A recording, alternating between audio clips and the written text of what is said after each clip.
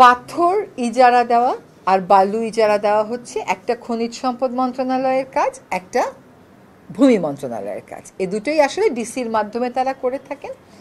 যখন আমরা পরিবেশ আন্দোলন করছিলাম তখন 2011 সালে আমরা একটা রায় পাই যে পিয়াইন এবং ডাউকি, যেটাকে আমরা জাফলং হিসাবে চিনি, ওইখানে ইকোলজিক্যালি ক্রিটিক্যাল এরিয়া ঘোষণা করা হোক।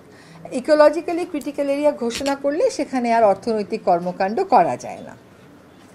সেই 2011 সালের আদেশ যখন আমি টেবিলের ওই পারে ছিলাম, ওইটা ক্রমাগত চেষ্টা করে 2016 সালে আমরা সরকারের মন্ত্রণালয়ে আনতে পেরেছিলাম। তখনও লড়াইটা সহজ ছিল না। তারপরে 2019 সালে এটাকে ইকোলজিক্যালি ক্রিটিক্যাল এরিয়া ঘোষণা করা হলো। তারপরে ওইখানে একজন ডিসি মহোদয় ছিলেন, তার সাথে আমরা কাজ করেছি, নিবিড়ভাবে কাজ করেছি, এবং আমরা দেখিয়েছি যে ওখানে পরিবেশ বান্ধব পর্যটন করলে যত শ্রমিক আছে সব ওখানে অ্যাবজর্বড হয়ে যাবে এবং আমাদের ওই পুরো পাথরকুয়ারিটাও রক্ষা পাবে। এইটার প্রেক্ষিতে 2020 থেকে 2024 অবধি কিন্তু পাথর তোলাটা বন্ধ ছিল শুধুমাত্র পিয়াইন এবং ডাউকিতে। এখন এইটার মামলাটার বাদীকে যদি জিজ্ঞেস করেন, মামলাটার বাদী এককভাবে আমিই ছিলাম। আর 2019 সালে যখন এটা নিষেধ করা হলো, সরকার বলল যে পরিবেশের কারণে আর উত্তোলন করা যাবে না। তো পরিবেশ কথাটা কেন এসেছিল? কারণ ওই কাজটা পিছন থেকে সরকারের সাথে সামনে থেকে সবখানে আমি এঙ্গেজ হয়ে আমি এবং অন্যান্য পরিবেশবাদীরাও ছিল, আমরা এটা করেছিলাম। এখন যখন নতুন সরকার দায়িত্ব নিল তখন একটা যুক্তি তোলা হলো যে এগুলো থেকে তো পাথর চুরি হচ্ছেই, সুতরাং এটাকে আমরা লিজ দিই না কেন। তখন আমরা দুই উপদেষ্টা মিলে বললাম যে পাথর যদি চুরি হয় তাহলে যে চুরি করে তার বিরুদ্ধে ব্যবস্থা নিতে হবে। তার অর্থ তো এই না যে আবার সবগুলো আমরা লিজ দেওয়া শুরু করব।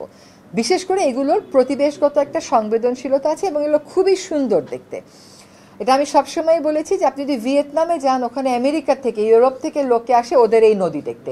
নিনবিন বলে একটা জায়গা আছে, সেখানে আপনারা ইউটিউব সার্চ দিলেই দেখবেন। আমরা আমাদের এই এলাকাটাকে পরবর্তী প্রজন্মের জন্য সংরক্ষণ করব। আমার একটা বিশেষ কষ্টের জায়গা কি জানেন?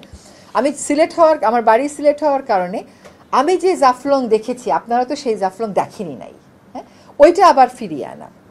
তখন বাণিজ্য উপদেষ্টা মহোদয় একটা সভা করলেন।